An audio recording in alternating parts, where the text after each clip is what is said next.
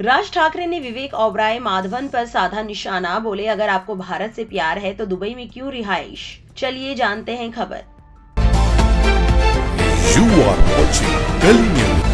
महाराष्ट्र नवनिर्माण सेना के अध्यक्ष राज ठाकरे ने सवाल उठाया है कि अगर एक्टर विवेक ओबराय और आर माधवन को लगता है कि प्रधानमंत्री नरेंद्र मोदी की सरकार ने भारत में सब कुछ इतना बढ़िया कर दिया है तो वे दुबई में क्यों बस गए हैं। शनिवार को मुंबई में MNS के छात्र संगठन महाराष्ट्र नवनिर्माण विद्यार्थी सेना के कार्यक्रम में केंद्र सरकार पर निशाना साधते हुए ठाकरे ने कहा कि देश के हजारों उद्योगपतियों ने अपना बोरिया बिस्तर समेटा और देश छोड़ दिया। उन्होंने 2019 में रिलीज हुई बायोपिक का जिक्र करते हुए कहा, विवेक ओबराय जिन्होंने मोदी पर फिल्म बनाई और उसमें मोदी का किरदार निभाया, वे भी दुबई में रहने चले गए हैं। ठाकरे ने पूछा, आर माधवन जिन्होंने पीएम मोदी की तारीफ की, वे कहाँ रहते हैं?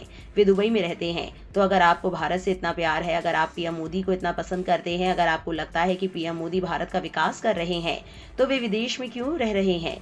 वे अपने परिवारों के साथ दुबई में क्यों रह रहे हैं? उन्होंने आरोप लगाया, वे यहाँ आएंगे, धुरंधर जैसी सरकार समर्थित फिल्म में काम करेंगे और फिर वापस दुबई चले जाएंगे। उन्होंने आगे कहा, जहां आर माधवन ने कहा है कि वे कोविड-19 महामारी के दौरान अपने बेटे के स्विमिंग करियर के लिए दुबई चले गए थे, वहीं विवेक ओबराय ने कहा है कि वे अपना बिजनेस शुरू करने के लिए दुबई गए थे।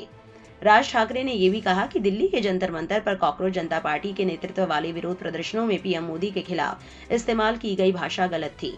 प्रधानमंत्री के उस बयान का जिक्र करते हुए कहा कि ऐसे भटके हुए बच्चों को माफ कर देना चाहिए और उन्हें सही रास्ते पर लाना चाहिए। ठाकरे ने कहा, मैं इससे सहमत हूँ, किसी को भी इतनी घटिया भाषा का इस्तेमाल नहीं करना चाहिए, लेकिन उन्हें अपनी पार्टी के लोगों को ये भी बात बतानी चाहिए। उन्होंने कहा कि बीजेपी के ट्रोल महात्मा गांधी, जवाहरलाल नेहरू और इंदिरा गांधी से लेकर ठाकरे परिवार तक सभी बड़ी हस्तियों को निशाना बनाते हैं। उन्होंने कहा कि कई कलाकार अपनी बात कहने से इसलिए बचते हैं क्योंकि उन्हें ट्रोल किया जाता है। ठाकरे ने कहा, उन्हें भी रुकने के लिए कहा जाना चाहिए। बीजेपी की ट्रोल टीमों ने ही इसकी शुरुआत की थी, जैसा बोओगे वैसा ही काटोगे। उन्होंने आगे कहा कि दूसरे लोगों की भी माताएं होती हैं और उन्हें भी अपशब्द नहीं कहे जाने चाहिए। ठाकरे ने ये भी कहा कि भले ही नीट पेपर लीक का मुद्दा CJP के विरोध प्रदर्शनों की तात्कालिक वजह थी, लेकिन इसे जो जबरदस्त समर्थन मिला वो बरसों से जमा हुई सभी शिकायतों का नतीजा था। बाकी आपकी क्या राय है, कमेंट सेक्शन में जरूर लिखें और इस वीडियो को ज्यादा से ज्यादा शेयर करें।